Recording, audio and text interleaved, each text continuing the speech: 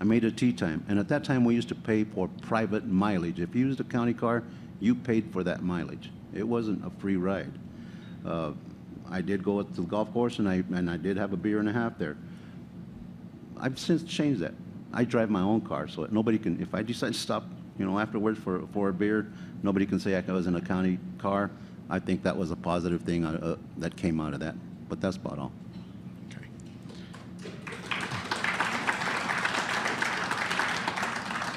Buffy, anything else? I would just add, I think it's very appropriate for county commissioners to be out of their office. In fact, I think that's part of the job, is to get out in the community, not just in the city of Pueblo, but places like Boone and Avondale and Vineland, Colorado City, Rye, Beulah, Pueblo West is a part of Pueblo County, North Pueblo County. The whole county needs to be served in the office, so I don't think it's unusual that somebody would be out of the office doing the job of county commissioner. Okay. John, anything I else? got to agree with that, because if you go back and check my mileage, every once in a while I take an entire tour of, say, the Broadmoor area, or I go up to Beulah, or I go to Pueblo West very, very often, as Jack can attest to that. And I do go throughout the county. I out to the airport and so forth. Okay. Okay, John, you'll handle the next question first. If you are elected, or re-elected in your case, what specific initiatives would you launch if elected? One initiative we started working on, but we ran into a little problem, was I want to get recycling going really strong in Pueblo. I think we applied for a grant through the state just a few months ago. We were not successful on that, but we're working on it again to reapply for it, and I think this time we will be successful in getting that grant. We do need recycling in Pueblo because of all the trash all over the county that you see. I think the fees out at the dump are exorbitant. I went out there myself with a pickup load of trash one time, and it was $75 for a pickup when I was used to paying, like $30. So they more than doubled. So I sympathize with those people that are dumping illegally. I wish they wouldn't. But I think if we have mandatory recycling and mandatory trash service, those rates for those services will go down. Okay. And that's been proven by cities up north that have instituted those kind of programs. They used to pay like $17 a month. They're now paying like $9 or $10 a month. Okay, Buffy? Thank you. I don't think anybody can disagree with Mr. Cordova's comments. They're certainly prudent. And also, I have a vision for my office, if I'm elected, to have my office function like a congressional office. If you have a problem or you need to find a solution to a problem, you walk in the door, you come in, or we have the meeting out in the community and you go to that community center, walk in, and help get the problem solved, whether that be with the VA, disability, whether that be with a county service, a federal or state. You should be able to walk in the door and at least find a door to find help and get connected to the area that can get you help. I also believe we need to follow the routes of other communities like Littleton that has really worked very hard on economic gardening, ensuring that businesses locally can grow, and how to actually make that happen and reinvest in your current businesses that are already located in your own community. I'm also very concerned not only with Colorado Springs regarding the SDS, but right now the mayor of Colorado Springs is forming, I guess you'd call it a task force with other mayors, to try to increase the funding to what they call CDOT Region 2, which is our region. Well, I'm pretty sure the mayor of Colorado Springs does not have Pueblo at his heart when he's going up to try to get more money. I would like to make sure our member on the CDOT Commission, and that's Gilbert Ortiz, not the county clerk, but his father, make sure our voice is heard on the side of Pueblo and Pueblo County. And not only Pueblo County, I believe we're a hub to other communities. In Region 2 is Custer County, Fremont, Los Animas, and Otero. It's basically almost an us against them, and I believe we pay taxes. We deserve to have them returned to our community, and our growth is not out of control like Colorado Springs. And lastly, I spoke briefly about returning veterans. We need to work, Colorado Springs may have the military bases, but we are the people that have the families that serve in the military right here from this community. And when they return, we need to be in an organized fashion and actually try to get them back to work in the civilian mode and help them adjust and help the family, not just the actual member, but the entire family. And I believe we could actually be the place in the country, if you're a returning service member, you want to go to Pueblo, Colorado.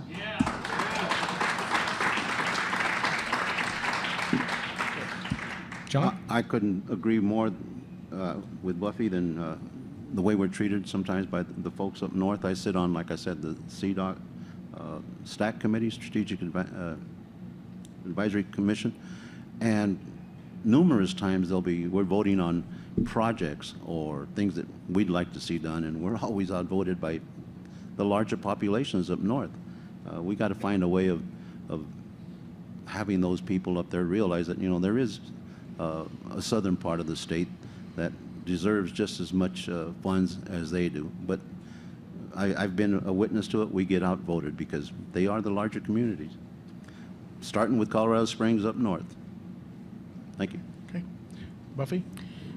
While I appreciate getting outvoted in the meeting, but a lot of the work has to be done before you walk in the meeting. And that's what I did as a state legislator. When I took over the Capital Development Committee, the large headline in the Chieftain said, I didn't love it, Steve, either. Didn't write it. McFadden takes over penniless committee. Not the most enduring headline for a new chairman from Pueblo. So sorry. Pueblo West.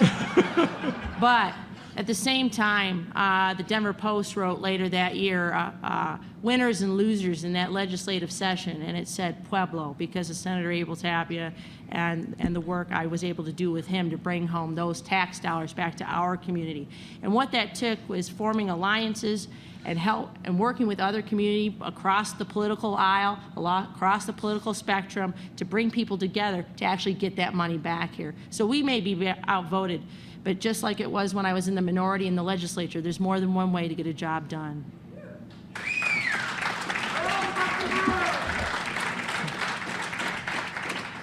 Okay, Buffy, this will be our last question, and we'll do closing remarks. So you'll handle this one first.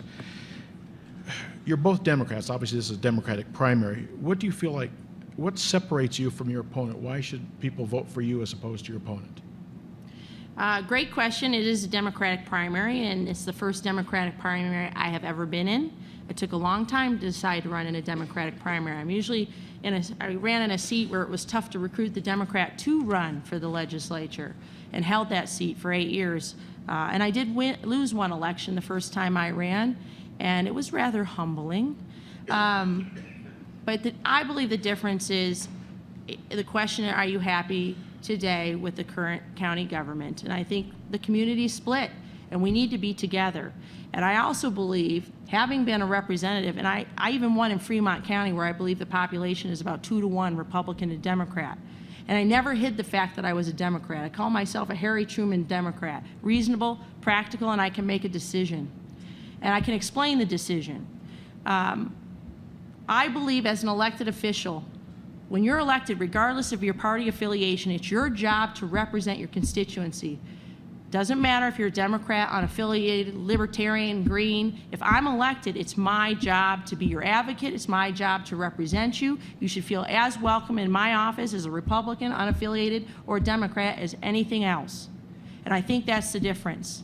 And I also think that a large difference is, too, is I live in the second largest population center in southern Colorado. Pueblo City is the largest. I don't count Colorado Springs, as I often don't count them. And Pueblo West is number 2. And I believe it's time to also have a county commissioner from Pueblo West, Colorado, on the commission. And I also have the reputation, too, of taking care of the county, because one of the things I haven't mentioned thus far is we need to invest in our agriculture, because our agriculture and our water are our lifeblood. I just believe I have the energy, the desire, and the motivation to be your next county commissioner in Pueblo County.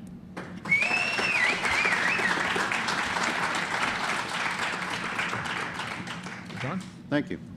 I have mentioned several reasons why you should support me in my bid for another term as your county commissioner. I want you to know that I've worked tirelessly for you in the past and will continue doing so when elected. I also want you to know that I have your interest at heart and I believe I am the best suited to serve you for the next 4 years. As I mentioned earlier, I consider myself a local boy, and since I didn't come to my success easily, I had to work my way through school and in obtaining my experience. I value the need to be frugal when it comes to the budget. Because of my past, I also know the importance of creating more jobs for our community and stand ready to do my best in bringing more businesses to the county and doing my best to sustain those who are currently here.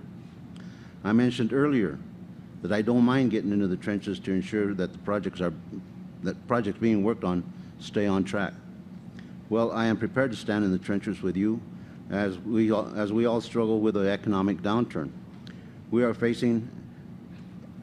economic downturn we are facing will stand by you so that we can move forward side by side, making Pueblo County a community that will attract more businesses and we citizens can all be proud of. Thank you for attending tonight.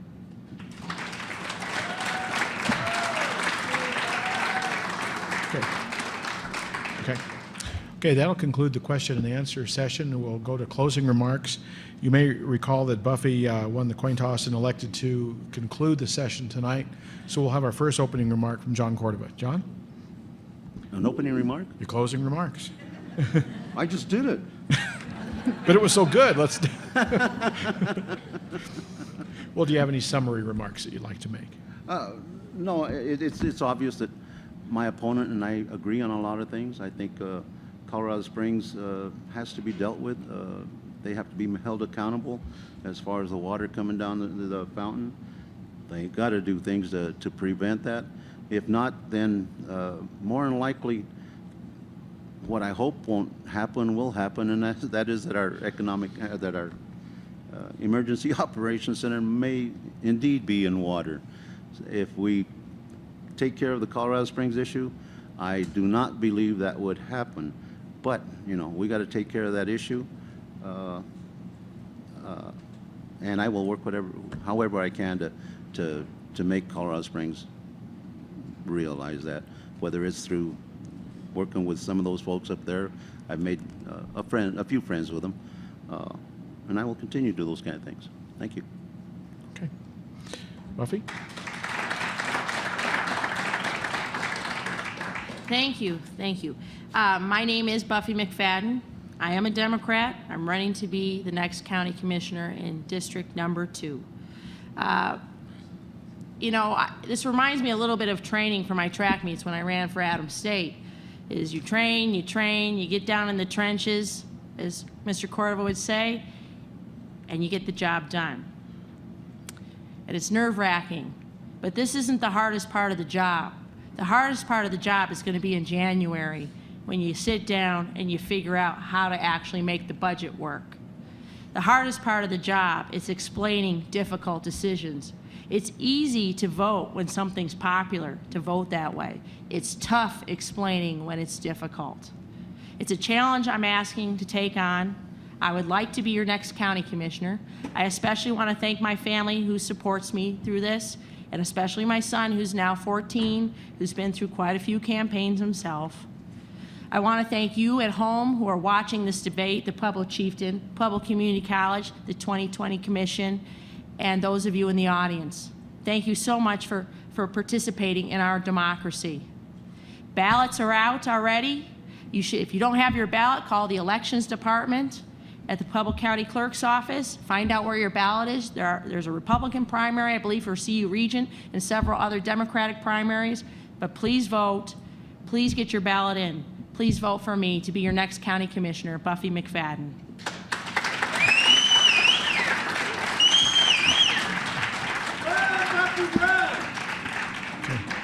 Okay. Thank you, everyone, for attending tonight, and good evening.